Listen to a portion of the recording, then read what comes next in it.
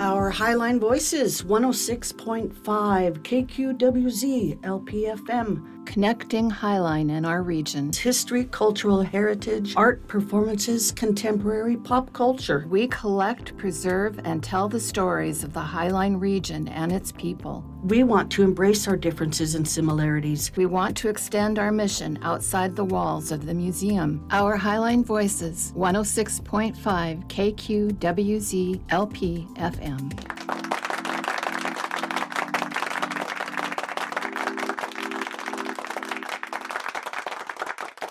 Hi everyone, this is Nancy from the Highline Heritage Museum and welcome back. Tonight we have a beautiful soul and I'm so happy she's here. And I'm so happy, excited, and honored that she had the time to meet with us and for her to be able to share who she is and her story and her light. I know I'm overusing that term already with you. I already say that like 5 times already since I saw you, but it comes from my heart and me saying that.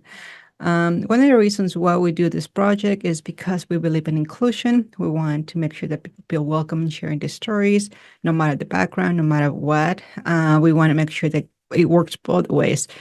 Anyone sitting here sharing the story, but also the ones who are listening, that people can connect with each other. And there are many reasons why people don't like museums. There's a lot of factors that some people don't come to museums: disabilities, transportation, working 2-3 jobs, and so on. And so promoting those values of inclusion is important to us. And so once again, thank you for joining us tonight. And I'm going to let Crystal introduce herself and go from there. But before we start, let me say this.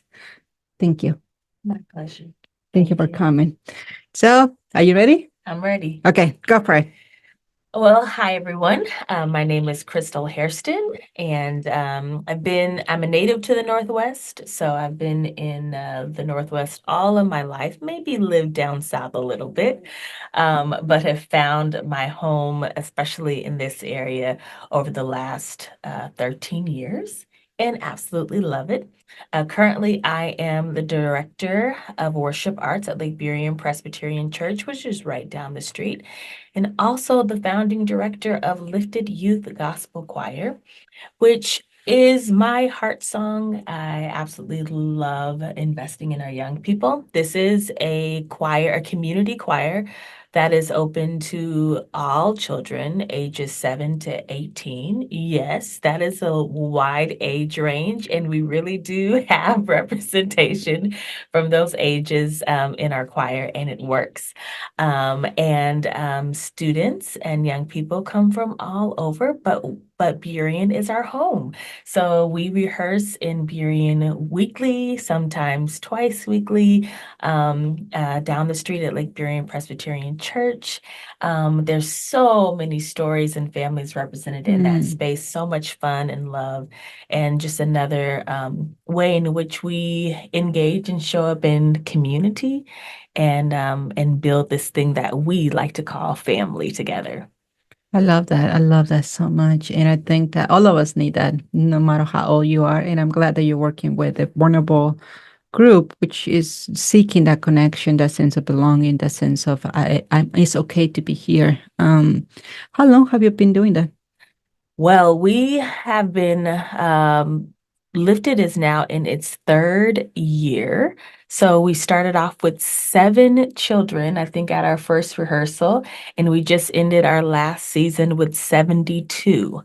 So over Whoa. yeah. Wow. So over 3 years, we have expanded quite a bit, which has been really great. And I think it's always great. We're not doing anything brand new as far as having a choir in the area, but we are offering something different in our approach to the arts.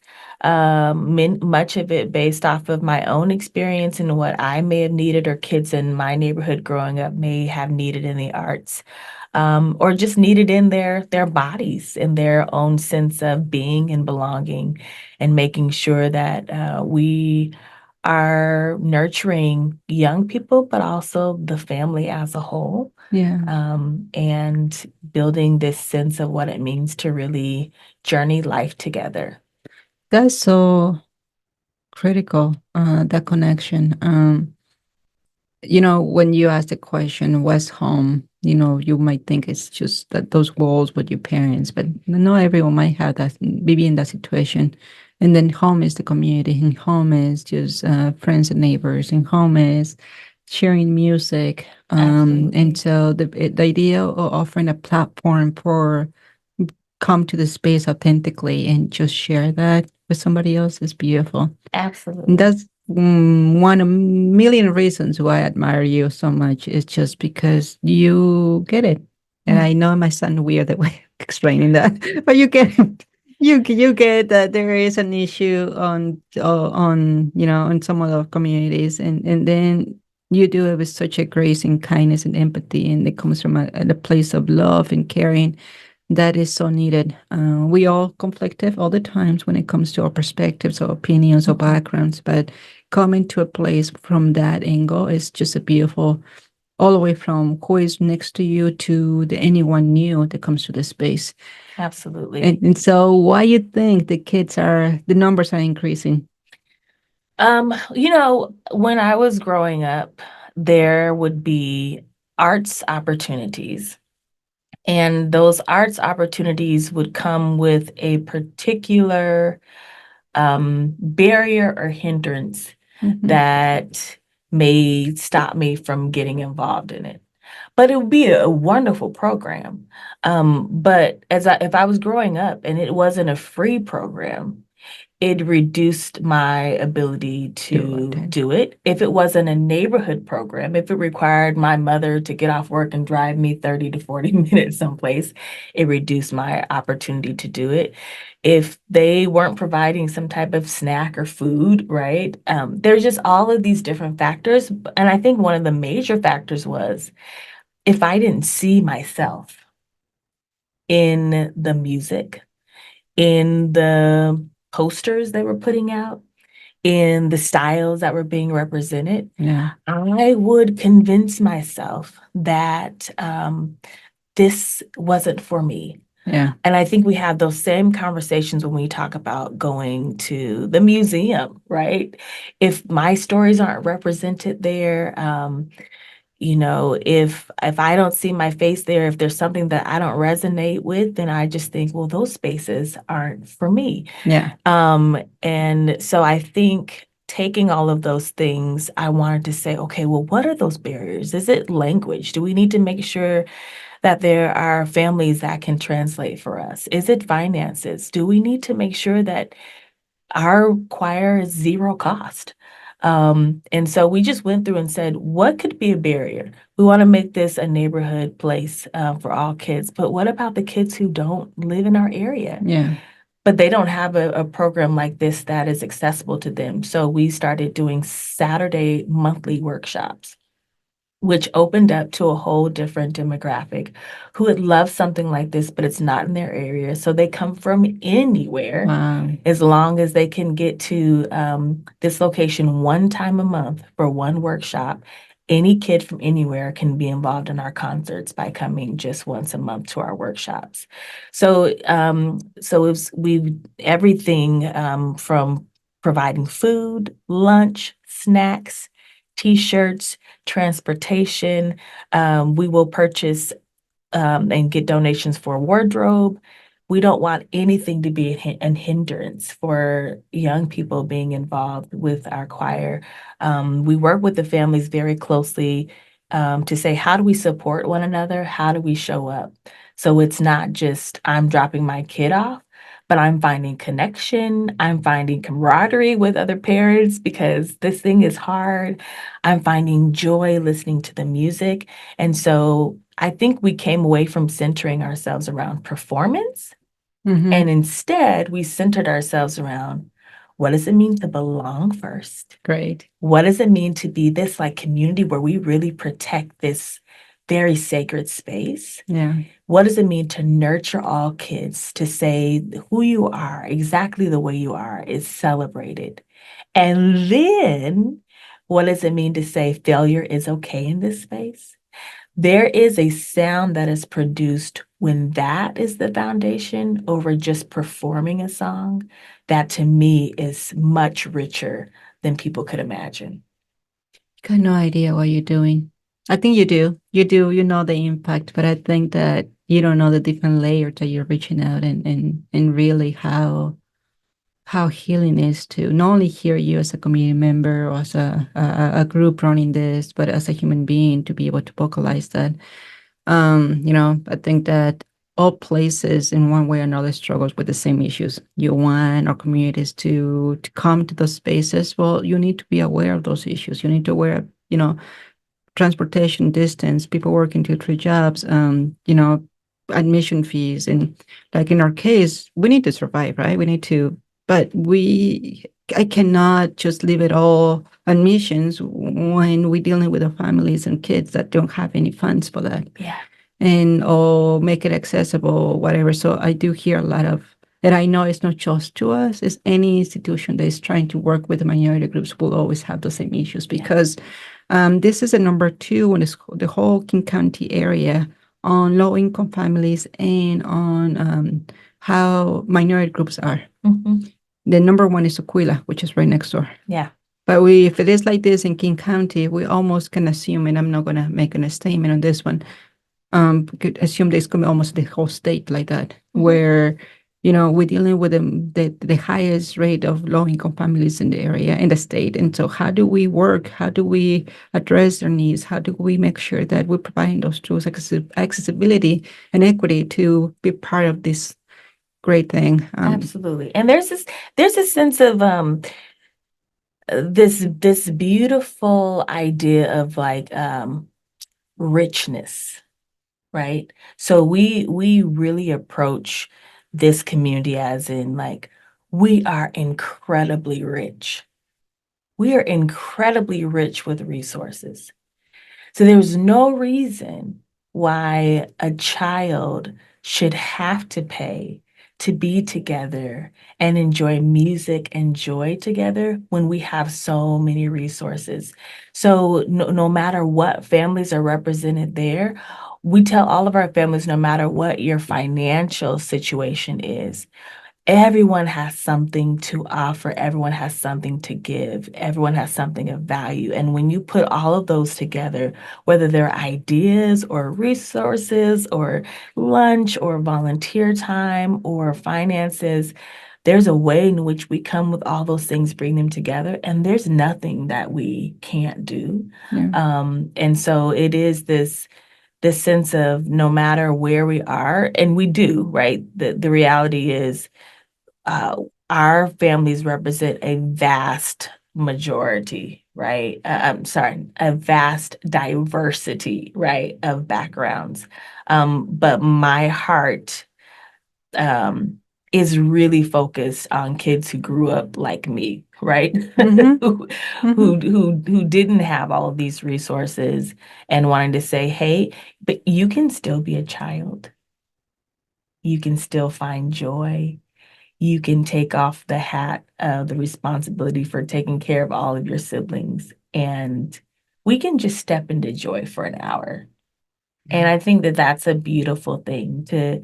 There are times where I've just had the worst day or I've had just a hard moment and I've stepped in and I've been reminded I'm just going to live in this joy. It is a decision. Yeah. It is a decision. And then sometimes when you come to that place of making that decision, it takes times, effort, and courage to do so, even despite of whatever is going on around you. I mean that because it's, people say, well, just be happy, just be joyful. And sometimes has the impression that it doesn't come with something. I mean, like it's just done, you're there and you're fine and there's no struggle. And no, it is actually a decision and it's an effort and it's a focus and say, you know what? There are rainy days, and those rainy days teach me and makes me humble to appreciate the sunny days and then the places around us. And so we got so many beautiful things in places around us that we so concentrate at times on negativity that we don't really realize that we got way more things to be joyful about than not. Yes. And so I appreciate that comment so much. And children lead the way. I like that. I like that. I was a teacher for 7 years a vocal music teacher in elementary school for 7 years before I transitioned into working with the choir. And I remember being always so pleasantly surprised at the way that children bounce back and give joy and are forgiving and gracious. I remember there was a young child that I was giving warnings to over and over again. And finally I said, you're not listening to me. I'm going to have to send you to the office. And I was just heartbroken, like, there goes another fan. Like, he's not going to like me tomorrow. And so I, sent him to the office. And the next day I was like, oh boy, it's going to be a rough day. And I was walking past the playground, and this particular young boy was on top of the slide, and he waved. He said, Mrs. Hairston, good morning, good morning. And I thought, wow, I just sent you to the principal's office last night. Right. And I just thought, wow, that was just such a special moment because, we as adults sometimes find it so hard to like release and let go. And we hold so much animosity and anger, and kids really do lead the way of like forgiveness, joy. But sometimes it's smart though, meaning and I don't want to take the joy out of this experience, but like with my daughter, she would be in trouble one day, and the next day she would be all really happy to. They know better. I'm just saying it is great that he's forgiving, but also he's like, oh, if I don't behave, she's gonna send me back too. That's the only. And you're a mom, so how many kids you have? I have 4. Okay, so you know what I mean too. Oh yes. But that yes, is but it's true that that's what they call the children had the innocence.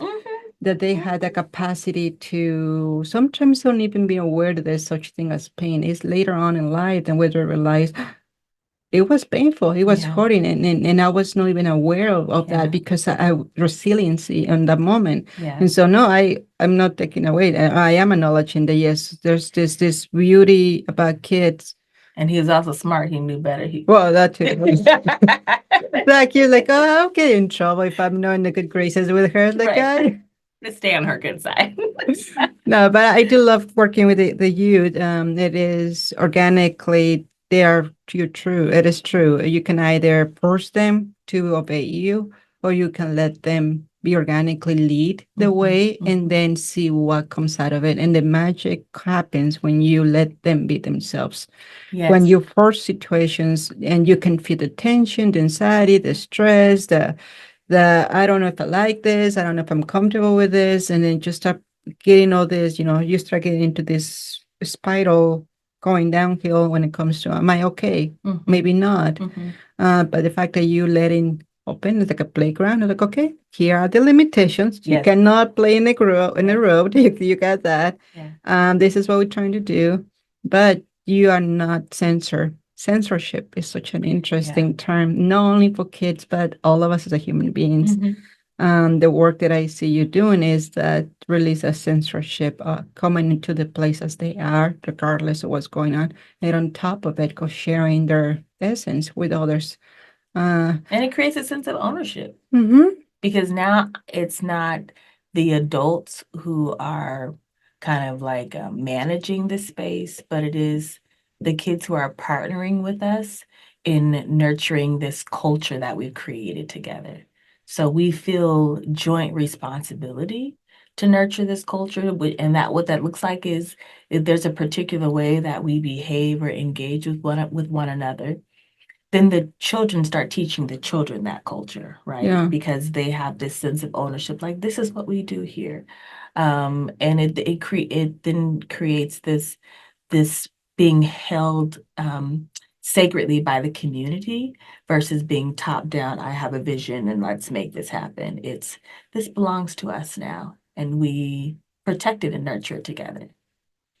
There's many sides that I've seen so far. I know we don't engage with each other that often, but when I do, you shine in so different ways. I mean, all the way from your exhibit, your art, to the work that you do sometimes with 7 Stories, to this working with the youth.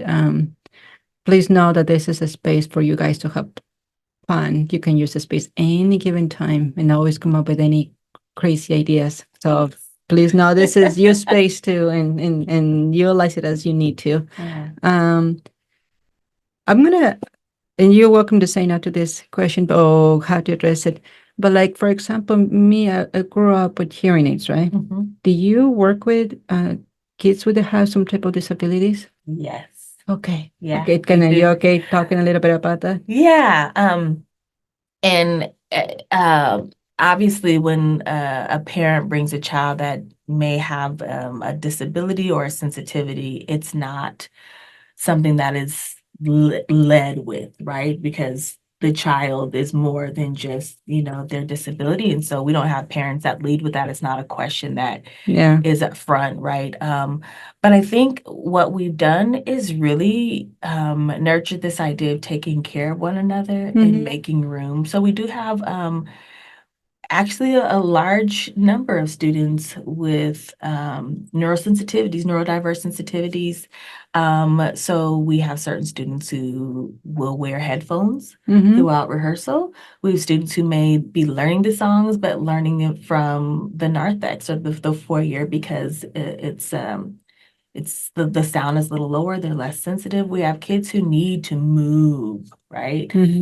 So we position kids on the risers in different spaces so that they can actually move around, that they can kind of be expressive. We have children with different learning abilities, despite their age. Some may read and some may not. So we have accessible music that can be seemingly quite advanced. There's a way in which we teach it, but also very accessible for a child who can't read, but can learn through rote and can, have those repetitive things. And we really try our best not to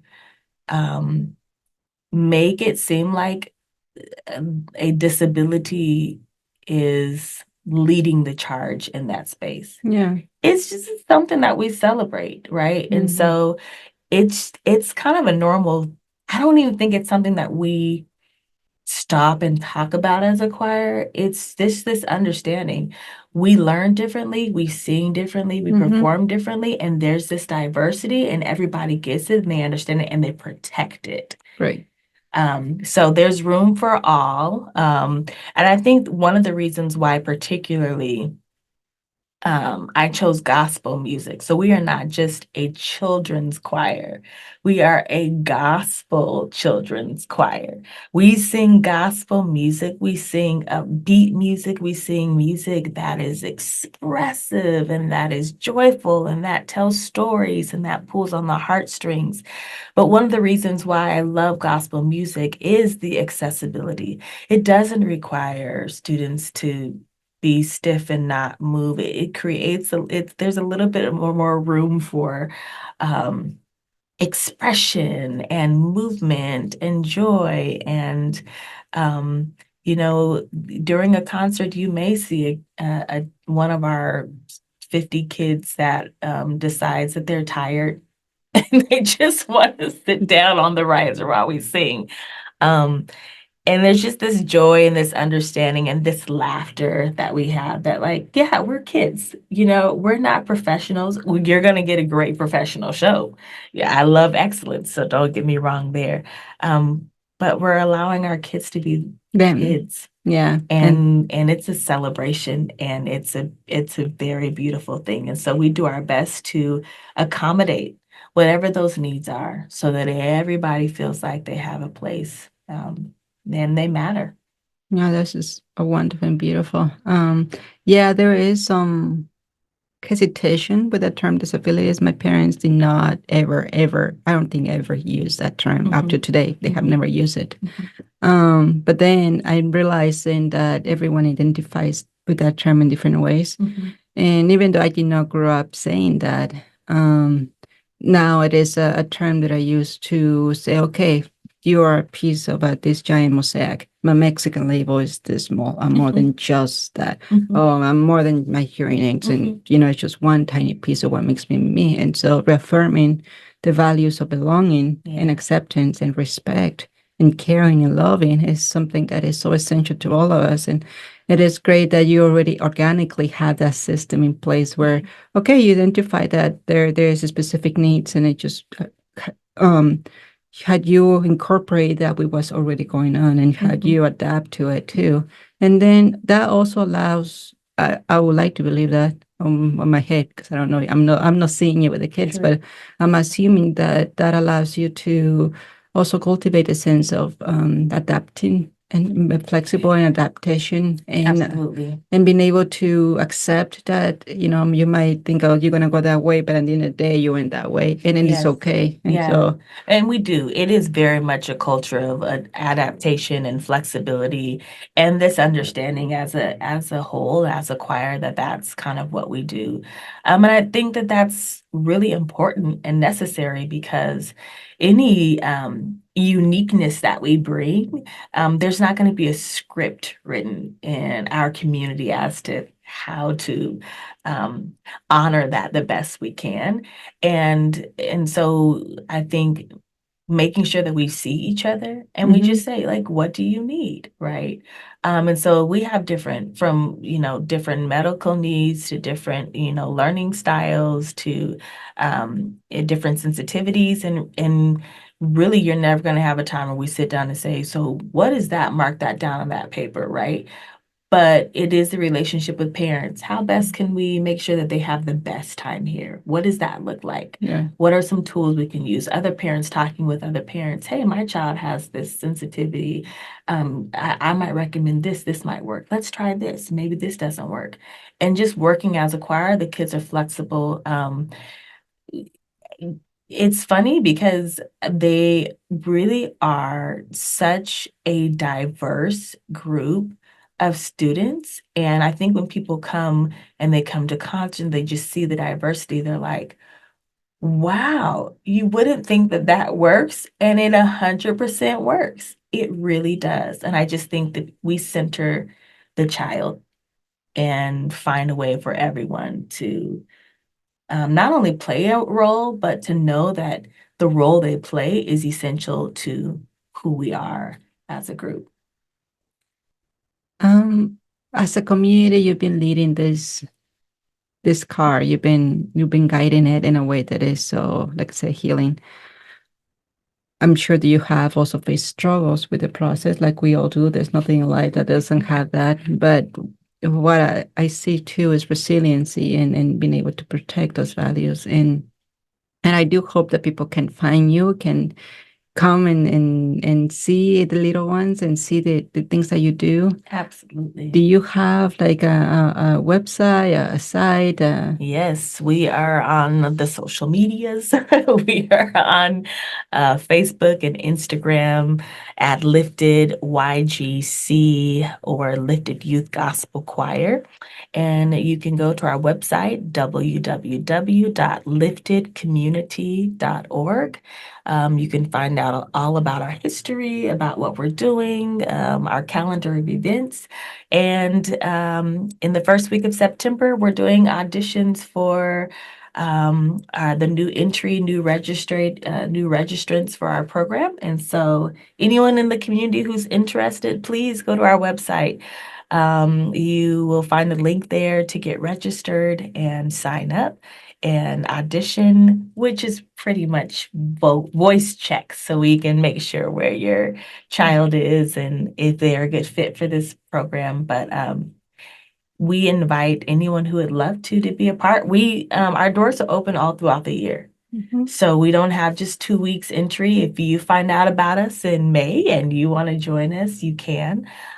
We try to just keep those doors open so that people know that there's a way in which they can get involved. That's great. So everyone, please check them out. They're great. You guys have come here to the museum twice, I think, right? Yeah. Yeah, one was outside in the parking lot, which is really cool. Yeah. And then the other one, which I missed, sadly. I was so sad that I was like not able to make it. It was inside the museum. So, and I'm sure that how often do you perform and to the public? Well, we have quite a few performances. We just did our first studio recording with an artist, so that was really exciting for the kids. And we have some upcoming dates with the Seattle Opera. And Wow. we normally do a Christmas concert, a spring concert, and a summer concert. And we'll also be doing an event in the summertime for Juneteenth. So we're all over the place doing great things, and I just encourage people who have a vision and you want to do something. Starting something is scary. Yeah. There's so much opportunity for rejection and for things to go wrong, and sometimes you just gotta put your foot out there, really believe in the vision that you have, and go for it. And so I love that Highline Heritage Museum has always been an advocate and a cheerleader for our children. I remember coming and we had, I think, 14 kids. And then we came again and filled up the space, I Yeah. think, with like 40 something kids. Yeah. When I saw the photos and videos, like, okay, they grow. Yes. They grew more than what I remember. But that was great. Yeah, so just that's it's always fun to come back to the same space and see how you've changed and how Yeah. you've grown. And it's always just an encouragement to stay at it and to be true to who you are. And our choir is never it's not going to be for everyone. It's not going to be everyone's favorite, but I think if we stay true to who we are and the vision that we have and try to make sure that those doors are wide open for those who would want to be a part of it, it's destined to just grow and explode. No, that's great.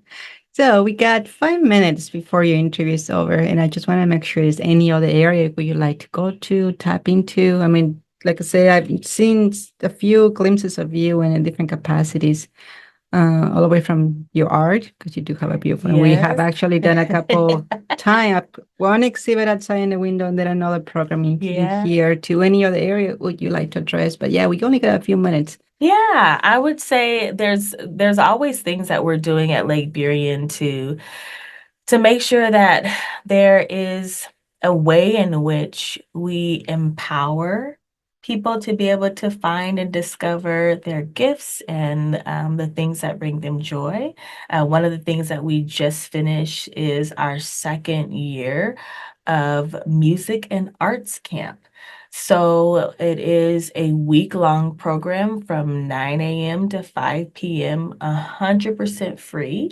We were able to service about 125 students this year, which Wow. we've learned is, I think, our max for our facility. Wow. We had guest artists come in from all over, and they taught anything from percussion to puppetry to photography and mural design and culinary arts and fashion design and improv. Choir, the list goes on. We did studio production. We did, I can't even remember all of the wonderful offerings that we've done. Ukulele. And the beautiful thing is when students get a instrument to work on or to practice as a part of the program, they also get to take that home with them because Good. what's the joy in learning an instrument if you don't have one to play with when you get home? And so Wow. that is something that we'll continue to do as a way to just see the families and the young people in our community and to just help them to discover their gifts, to create, to be willing to risk, and then also to be open to sharing all of those gifts with the world because art has its way It of does. speaking much better, as you know, than sometimes words can. Express. And it is a beautiful thing to allow art to tell a story Mm-hmm. and give people the freedom to enter into that story in their own way, as you all do so beautifully here at the Highland Heritage Museum. So we try to do that too within our community. Let art lead the way Mm-hmm. and make room for love. I like it. So see, now you see why I'm so excited to have you here. And You might say, well, it's just one interview, it's just one talk. There's actions behind all this, and you can see evidence of all those actions for a long time now. So this is not just, just talking and then dreaming and fantasizing about something we want to reach or something that we dream about that, if we do this, we might. No, like what she's doing and what the group and the church and the children are doing is all tangible, something real that happens every day, and it's something that they work on. And so that's one of the reasons why I'm just so in awe in what they do. And it's not talk, so actions, and then with that place with a lot of heart and warmth. So thank you so much. No, thank you for being with us. And I hope that everyone, please follow them. I hope that you get excited about this and then just find more opportunities to connect with each other. So Absolutely. thank you, everyone. Our Highline Voices, 106.5 KQWZ LP FM. We envision ourselves sitting at a round table where no one is the leader and stories are heard respectfully, regardless of gender, age, sexual orientation, disabilities, or ethnicity. Our mission is we collect, preserve, and tell the stories of the Highline region and its people. We want to extend our mission outside the walls of the museum. Our Highline Voices represents us all, honoring our past, celebrating our present, and uniting to cultivate our future.